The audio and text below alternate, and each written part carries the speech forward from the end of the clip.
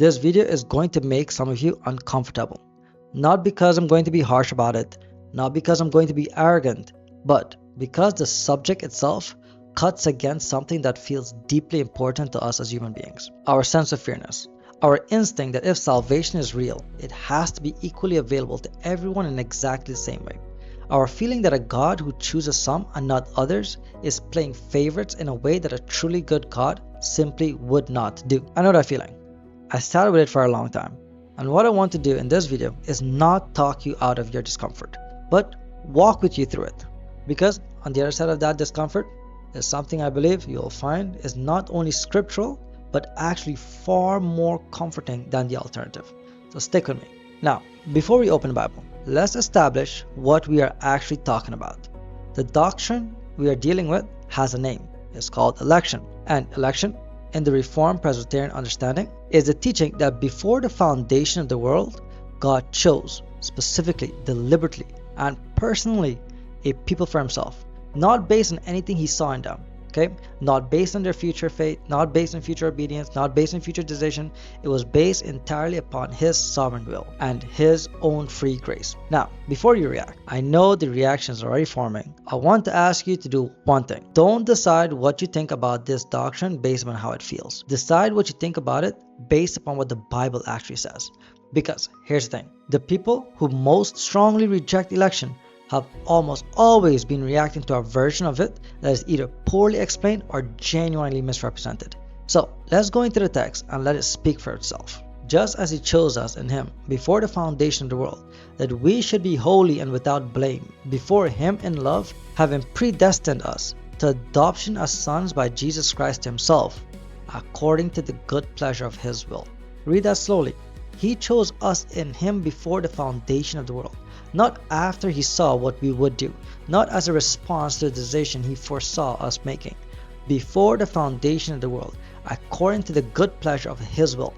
That is not a verse that needs to be twisted to teach election.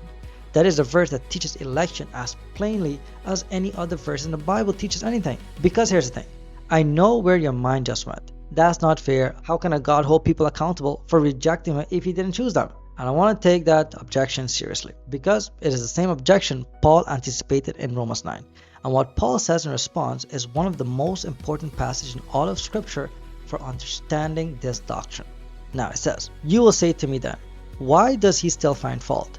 For who has resisted his will? But indeed, O man, who are you to reply against God? Will the things formed say to him who formed it, why have you made me like this?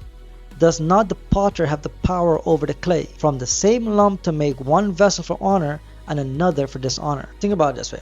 Paul does not answer the fairness objection by explaining the logic of how election and human responsibility fit neatly together into a system. He answered it by redirecting the questioner to the infinite distance between the creator and the creature. God is the potter, we are the clay, and the potter has power over the clay, not because the clay has no significance, but because the potter's authority does not depend on the clay's approval. Now, here's the thing I want you to notice. Paul is not being dismissive of the question.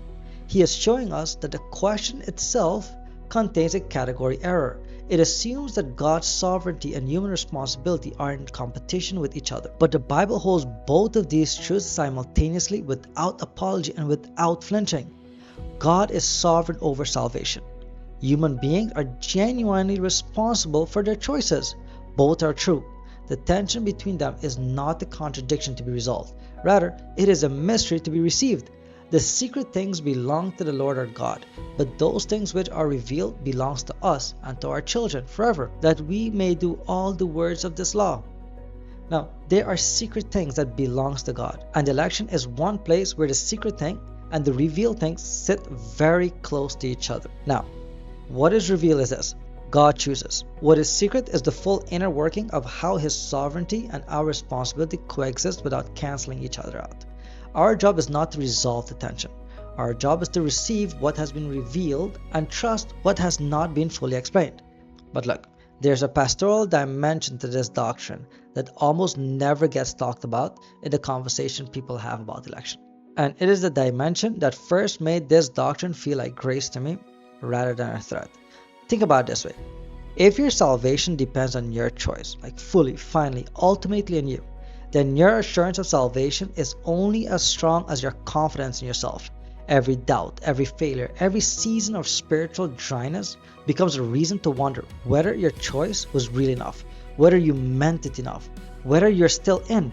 But if your salvation rests on God's choice, a choice He made before the foundation of the world, a choice that does not depend upon the fluctuation of your faith or the consistency of your obedience, then your assurance rests on something that does not change. His will does not waver, His purpose does not shift, and what He begins in you, He will complete, being confident of that very thing, that He who has begun a good work in you will complete it until the day of Jesus Christ.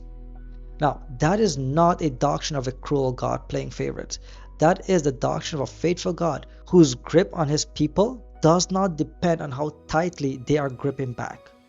And once you feel the weight of that, once you really feel it, election stops being a threat and starts being one of the most stabilizing truths in all of Scripture. Now, this raises the next question immediately. Because if God chooses, and if that choice is real and sovereign, then what exactly did He choose us from? What is the condition of every human being before God's grace intervened?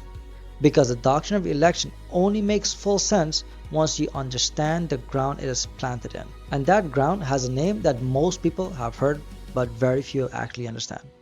In the next video, we are going to talk about total depravity. And I promise you, it does not mean what most people think it means.